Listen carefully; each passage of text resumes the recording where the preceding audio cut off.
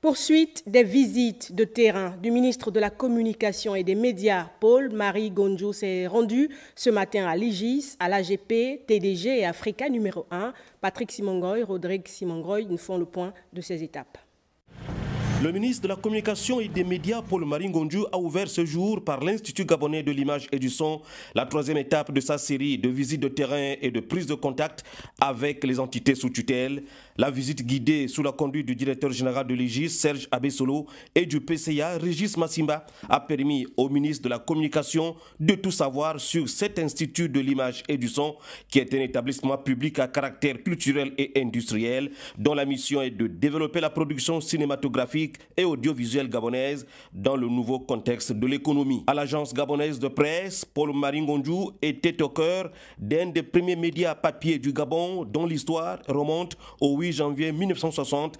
L'AGP, hier bi-hebdomadaire, aujourd'hui hebdomadaire d'information générale, produit sous le management de l'ADG Ghislain Etougué, 1000 exemplaires tous les lundis grâce au savoir-faire de 133 agents, dont des journalistes et des techniciens en service à Libreville et dans les 8 autres capitales provinciales.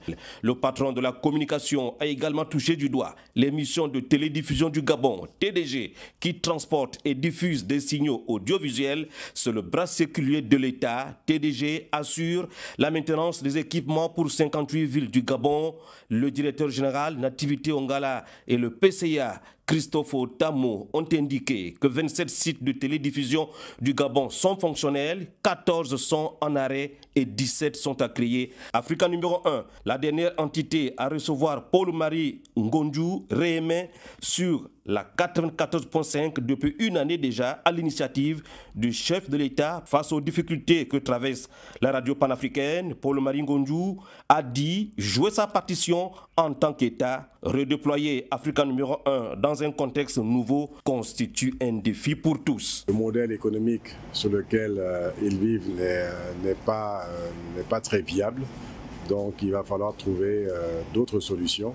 Et nous nous attelons à ces problèmes-là. Autant, je le dis pour Africa numéro 1, c'est le cas pour d'autres entités. Et puis il y en a qui, elles, par contre, fonctionnent plutôt correctement.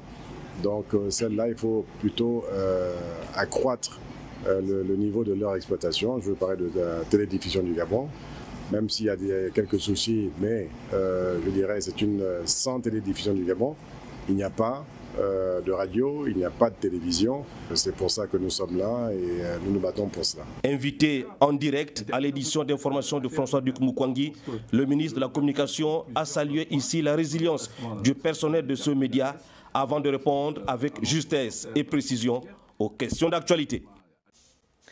Le ministre des Travaux publics et de la Construction, Edgar Mukumbi, a effectué une descente de terrain, lui aussi, ce matin, à Bikele Nzong. Là-bas, il est allé s'imprégner de l'avancement des travaux des 1070 logements dédiés aux familles impactées par l'aménagement des bassins versants des quartiers Guégué, Iaï et Terre Nouvelle. Le point avec Betty Anzembe et Louis Bestar Lignongo. Pas de temps à perdre. Il faut qu'on commence. C'est en ces termes que le ministre des Travaux publics et de la Construction a donné le top pour la visite de la cité Bikele-Nzong.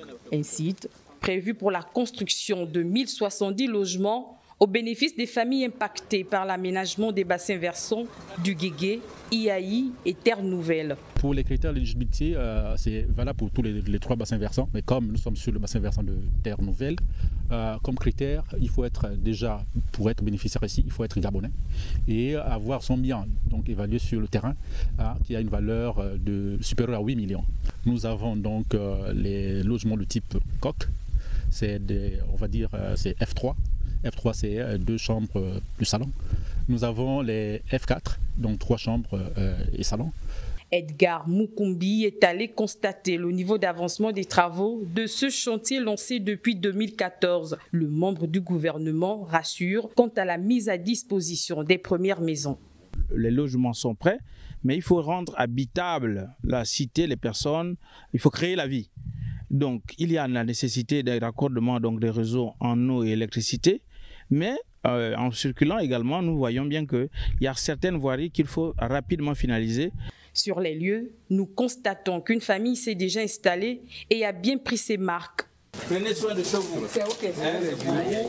Ce n'est plus à discuter avec quelqu'un. Pour nous, il y avait un souci au niveau du PK8 l'emprise là. Oui. Il fallait obligatoirement libérer. D'accord. Ils sont venus ça. Contrairement à elle, d'autres impactés hésitent encore à quitter leur ancienne demeure, mais en bon pédagogue, pendant la visite des bassins versants du PK8, le ministre convainc même en patois pour l'aboutissement du projet. Je reviens de Bikele où on vous a offert des maisons. Mais tu insistes d'habiter là pourquoi? Même si cette maison dans laquelle tu vis va finir par s'écrouler tôt ou tard. Composé de 4 équipements collectifs, dont un plateau sportif, un dispensaire, un lycée et une école primaire. La construction de ces logements se fait en 2 phases, 300 pour la première et 770 pour la deuxième. Ces habitations sont remises aux bénéficiaires avec des titres fonciers à long terme. Le ministre de la Justice a présidé une séance de travail avec les organisations de la société civile. Les échanges ont permis d'aborder plusieurs questions urgentes, notamment celles liées aux conditions carcérales des détenus de la maison d'arrêt. Laris Kalor-Mamengi et Bertin Osaga. L'amélioration des conditions carcérales des détenus, l'arrêt des tortures et des arrestations arbitraires, mais également l'évolution des textes de loi en matière de protection des personnes handicapées. Autant de sujets abordés dans cette séance de travail entre le ministre de la Justice avec le réseau des défenseurs des droits humains en Afrique centrale et la Fédération nationale des associations des personnes handicapées, des organisations parmi tant d'autres présentes à cette rencontre. Nous sommes des alerteurs. Nous veillons à ce que les droits de l'homme soient respectés. Nous faisons comprendre aux autorités qu'il est important que notre pays soit un état de droit, qu'il est important de respecter les règles. Beaucoup de textes de loi sont aujourd'hui à mettre en conformité avec la nouvelle donne internationale, avec la nouvelle constitution qui vient d'être promulguée. Nous voudrions justement que ces textes soient aujourd'hui des textes qui vont désormais répondre aux attentes de notre cible. Le ministre de la Justice, garde des Sceaux, s'est montré très disposé à trouver des solutions aux problématiques posées. Le ministre a pris certains engagements sur des questions qu'il peut, à son niveau, résoudre ou apporter des solutions à certains problèmes. Et il les a invités à continuer à travailler en partenariat avec le gouvernement. L'objectif final étant le bien-être des populations. Sur les 80 associations officiellement répertoriées à la direction des droits de l'homme, 16 d'entre elles ont déjà été reçues par le garde des Sceaux. Une dynamique qui va s'intensifier dans le but de mettre tout le monde à contribution. On parle aussi de cette double audience au cabinet du ministre de la Jeunesse, des Sports, de la Culture et des Arts. Armande Longo Moulengi a reçu la représentante résidente de l'UNICEF au Gabon et l'ambassadeur de la République populaire de Chine. On fait le point avec Claude Sage-Boussougou Matumba et Tito Mohamed.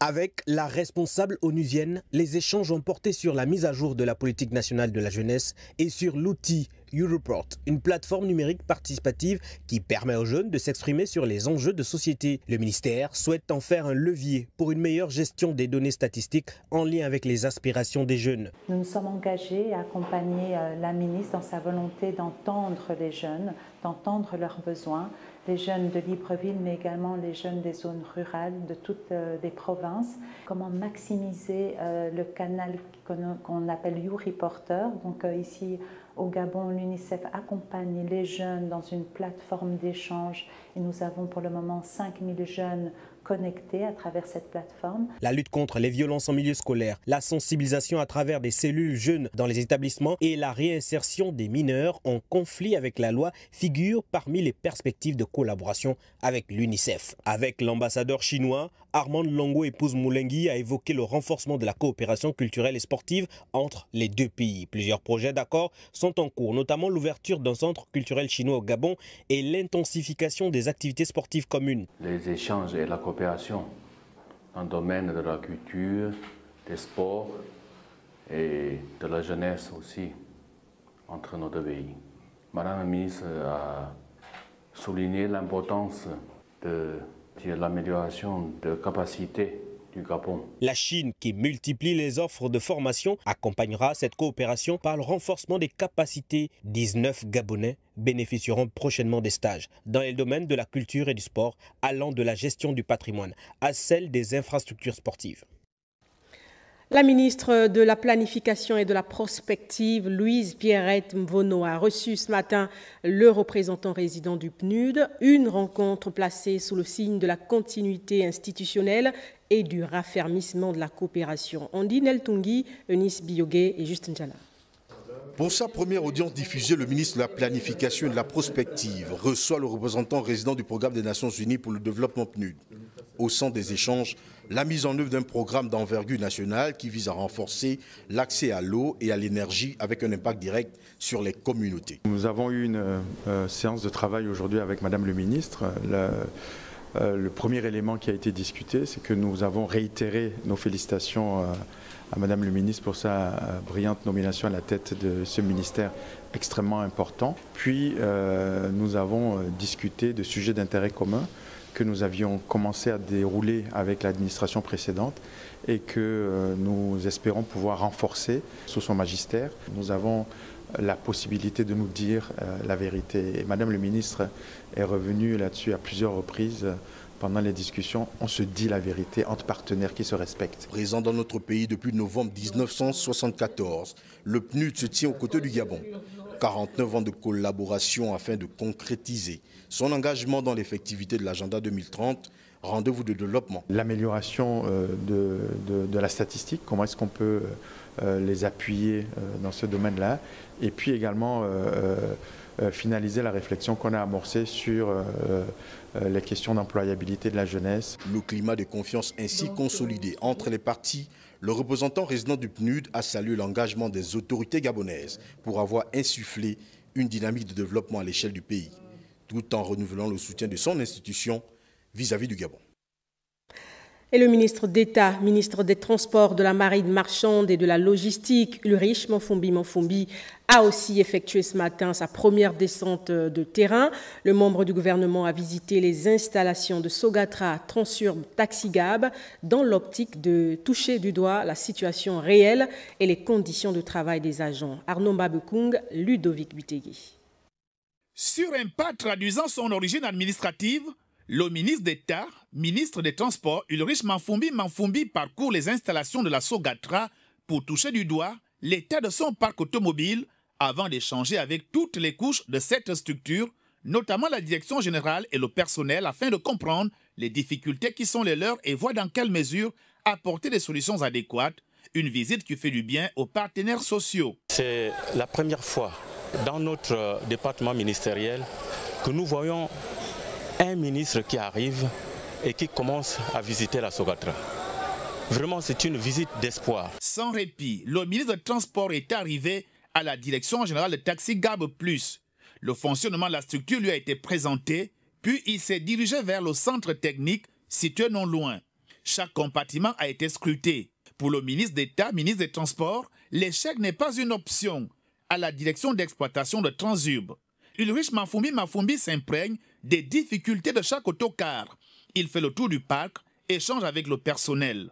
À un jeu de pierre de là, il complète la visite des compartiments de la Société gabonaise de transport, notamment son parc de Vendo. Il est grand temps de passer à l'action, ce que nous allons faire, mes équipes et moi, dans des délais relativement courts pour soulager un temps soit peu ces agents qui travaillent d'arrache-pied malgré les conditions difficiles pour faire en sorte que ces structures, ces organismes ne puissent pas tomber. Les décisions à prendre englobent à la fois les moyens humains, matériels, financiers et les textes à prendre pour dynamiser ces outils de production. Dans l'actualité de ce soir, ouverture de l'atelier consultatif portant sur l'opérationnalisation du réseau des institutions nationales anticorruption d'Afrique centrale, un événement co-organisé par la Commission nationale de lutte contre la corruption et l'enrichissement illicite et le Conseil consultatif de l'Union africaine contre la corruption qui permettra aux acteurs présents de mutualiser leurs efforts pour lutter contre la corruption en Afrique centrale. Daniel Bouka, Prestine Guayman, Aristide Imbomo.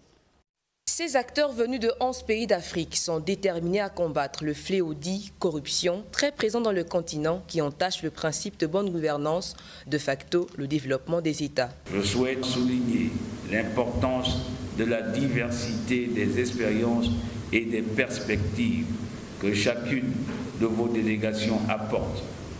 Cette richesse sera, j'en suis convaincu, un atout majeur dans vos échanges et vos réflexions. Via cet atelier de 3 jours, ces représentants pays souhaitent déboucher sur des engagements tangibles via une synergie renforcée. Je voudrais, au nom du Conseil consultatif que j'ai l'honneur de présider, réitérer notre détermination sans réserve à jouer pleinement notre rôle dans le processus en mettant en contribution notre expertise technique, notre capacité de coordination politique et notre volonté de coopération stratégique.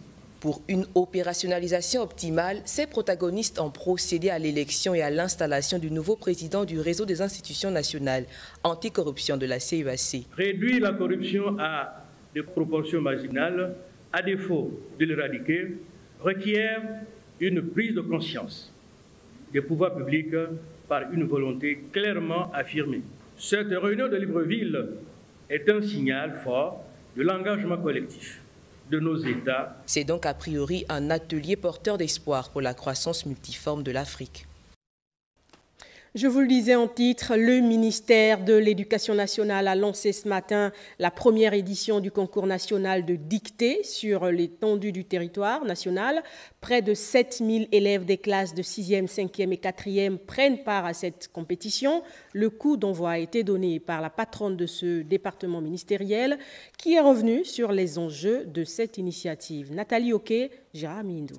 Samedi matin, ils ont rejoint le quartier Plein Niger, munis de gants et de sacs poubelles. C'est le CS d'Akanda qui a été retenu pour le coup d'envoi de ce concours national de dictée. Après une présélection, 39 élèves remplissant les critères sont en lice pour cette évaluation. Dans une émission que j'ai suivie récemment, un invité expliquait que l'accès à une formation fiable permettait aux citoyens de mieux comprendre les enjeux politiques. Une première pour redorer l'image de l'école gabonaise et relever le niveau d'orthographe et de français chez les apprenants du premier cycle. Écoutez attentivement, c'est une tradition vivante. Chaque année, dans le village de Coltang, les habitants célèbrent une fête traditionnelle très attendue.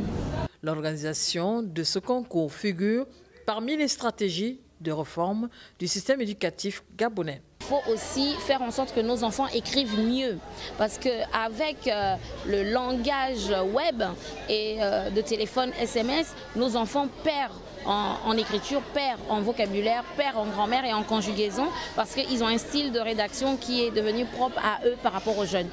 Dans le monde professionnel, on va leur demander d'écrire leur lettre de motivation, leur CV et pour la suite de leurs études, il faut qu'ils arrivent à mieux écrire. Les résultats de cette première édition seront connus dès demain. Seuls les meilleurs, notamment 27 élèves, seront primés par la tutelle.